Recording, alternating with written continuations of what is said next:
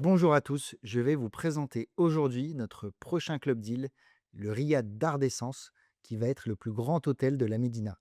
C'est un vrai plaisir de pouvoir vous présenter en détail ce projet afin que vous ayez toutes les infos pour vous projeter sur un investissement.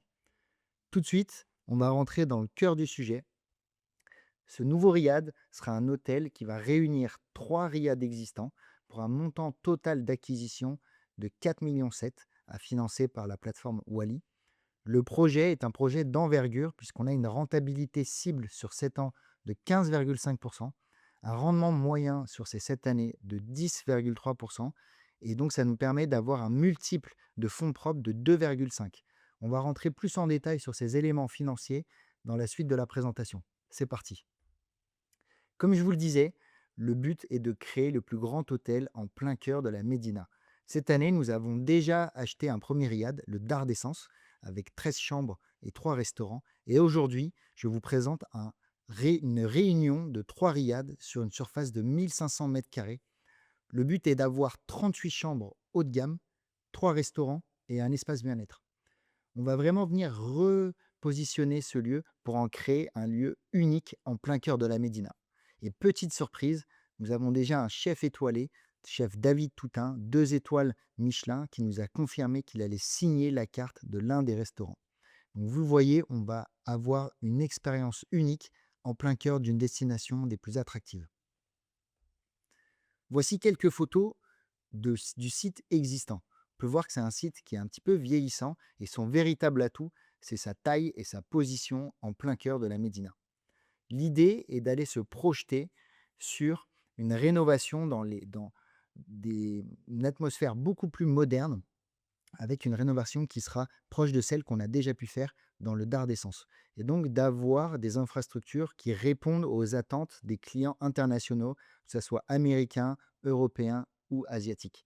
Et on va venir se positionner avec une offre haut de gamme, que ce soit sur la partie hôtellerie, haut de gamme aussi sur la partie restauration, mais aussi avec tous les services qu'on va pouvoir créer autour, que ce soit les, les lieux de bien-être et aussi toutes les excursions aux alentours de Marrakech. Cet actif, comme je vous le disais, est très très bien positionné en plein cœur de la Médina.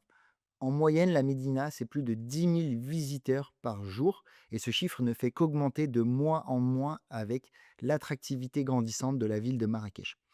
On est vraiment à proximité des principaux lieux touristiques de Marrakech et donc les personnes peuvent se déplacer à pied et visiter directement la Médina, que ce soit la place Jemaa el Fna, le Paye Baya ou les jardins Majorel. Et enfin, on est plutôt bien connecté à l'aéroport et ce riad a la particularité, en plus d'être accessible en voiture, ce qui est rare en plein cœur de la Médina, ce qui permet aux touristes de pouvoir facilement naviguer dans Marrakech et en dehors de Marrakech. Le tourisme devient une économie majeure en plein cœur du Maroc, et cela grâce aux investissements colossaux faits par le gouvernement pour attirer de plus en plus de touristes internationaux à la recherche d'une expérience unique. En 2022, le chiffre d'affaires du tourisme représentait 14 milliards. En 2024, on est déjà à 17 milliards avec une projection de 22 milliards pour 2029, ce qui fait une augmentation de plus 5,3% par an d'année en année. Le Maroc a investi massivement pour développer l'image de son pays et attirer de plus en plus de touristes, et notamment avec ce plan de 610 millions d'euros sur 2023 à 2026 qui a pour but aussi de créer 200 000 emplois. Et on a une échéance majeure en 2030 avec la Coupe du monde de football. La ville de Marrakech est la première ville qui bénéficie du succès grandissant du Maroc. C'est un marché qui représente 8 milliards d'euros en termes de revenus touristiques, soit à peu près 50% du total marocain, avec plus de 10 millions de nuitées, et ce chiffre ne fait de grandir d'année en année. En moyenne, les hôtels à Marrakech ont une capacité de 72% en termes d'occupation, et avec un RevPAR, donc qui est le chiffre d'affaires par chambre, qui a augmenté de 24%. En quelques mots pour résumer, on est vraiment sur un marché qui est en train d'exploser, avec une demande qui grandit d'année en année, mais une offre, elle, en face, qui reste stable, voire contrainte et vieillissante. Et c'est pour ça que ce club deal, le Marrakech d'Art d'Essence, se positionne à un instant très opportun pour profiter de cette période. Le précédent club deal qu'on a fait, le Dar des Arts, bénéficie déjà, lui, de la renommée de Marrakech et du Maroc. Le projet d'Art d'Essence est porté par une équipe qui est vraiment spécialisée sur l'hôtellerie et la restauration haut de gamme. On accompagne cette équipe dans le financement de leurs actifs autour de la marque Dar Society. Le gérant de la marque Dar Society, Javier Cedillo, est un professionnel de l'hôtellerie haut de gamme avec plus de 25 ans d'expérience, notamment dans le groupe Fairmont. Sur la partie restauration, c'est David Toutain, chef 2 étoiles Michelin, qui a un restaurant en plein cœur de Paris, qui va signer la carte du restaurant. Et enfin, sur la partie asset management et rénovation, c'est Rita Lockman qui va mener les chantiers. Rita, qui était architecte en France, a travaillé pour un certain nombre de projets avec Vinci et Catara Hospitality, spécialisés dans l'hôtellerie haut de gamme. Et donc cette équipe a toutes les armes pour vraiment proposer des hôtels qui répondent aux attentes d'une clientèle exigeante. C'est pour ça qu'on a décidé avec eux d'investir dans le complexe des 3 riad du Dard d'Essence. Ici, on va rentrer un peu plus dans le détail des éléments financiers avec le chiffre d'affaires, les charges opérationnelles pour aller jusqu'au cash flow dégagé. Le chiffre d'affaires a été projeté sous les différentes verticales, hébergement, restauration, spa et excursion. L'idée en 2028, pardon, est d'atteindre une année de stabilisation avec un chiffre d'affaires de 8,6 millions d'euros, une prépondérance sur la partie hébergement grâce aux 38 chambres haut de gamme avec 4,2 millions et ensuite la restauration, notamment le restaurant signé par David Toutain pour dépasser les 3 millions d'euros de chiffre d'affaires. Et on va ensuite stabiliser ce niveau avec une année exceptionnelle qui est celle, bien sûr, de la Coupe du monde de football en 2030. Ce club deal d'une durée de 7 ans a pour ambition de sortir au bout de 7 ans, donc en 2032, revendre les parts ou revendre l'actif, et donc de vendre un actif qui tourne déjà à un prix largement supérieur à celui qu'on aura pu injecter en 2025. On a un niveau de charge qui est plutôt maîtrisé, avec au total une marge opérationnelle à 33%, et ce qui nous permet de dégager un cash flow opérationnel supérieur à 1 million dès l'année 2028. Ce riad, ce complexe plutôt de 3 riads qu'on va réunir en un seul riad, a un coût total de 7,2 millions d'euros. Sur 7,2 millions d'euros, on a une décomposition du prix. D'abord l'acquisition des 3 riads, la partie restructuration, construction pour 3,4 millions. On va vraiment réunir les 3 riads, créer les 38 chambres haut de gamme, les 3 espaces de restauration, et donc on part sur 18 mois de travaux. Et ensuite, dans les autres frais importants, tout ce qui va être frais de structuration et d'acquisition, notamment les frais Wally, les frais juridiques, puisqu'on a des sociétés en France pour accueillir les investisseurs français et une société au Maroc pour réaliser l'acquisition. Le prix total est divisé entre les fonds propres investis, et c'est à cette occasion que je vous parle aujourd'hui, et également de la dette bancaire d'une banque marocaine qui soutient le développement de complexes hôteliers en plein cœur de Marrakech. Au niveau du prix de revient de Wally, on est à 4,7 millions avec 3,9 millions investis euh, justement pour l'acquisition, des frais de due diligence juridique, un besoin de fonds de roulement pour la structure Wally Hospitality et ensuite des frais de structuration de notre côté qui vont comprendre notre rémunération, mais aussi tous les frais qu'on engage pour créer ce type d'opération, les sourcer et les monter. On a mis en place avec l'opérateur des systèmes de protection pour votre investissement qui se décomposent en 4 points.